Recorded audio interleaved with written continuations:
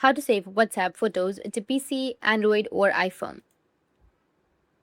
Save your WhatsApp photos to your PC, Android, or iPhone. Then what you need to do is you need to make sure that you have turned on the WhatsApp button in your iCloud.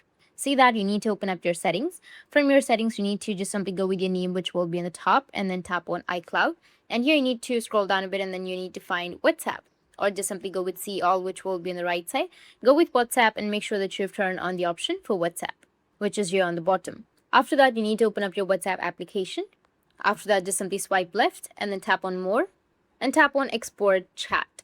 Or just simply go with the name of that person on the top and then scroll all the way down and tap on Export Chat. You can just simply go and select Attach Media and then choose Save Files option.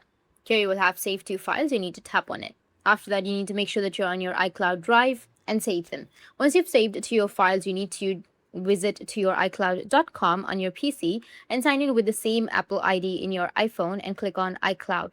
After clicking on the iCloud Drive, inside it, you will see the zip file that you've just saved. You can just simply go and save it on your PC.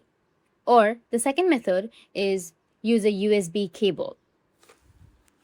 So use a USB cable, connect your phone to your PC, then enter the lock screen password to unlock your phone.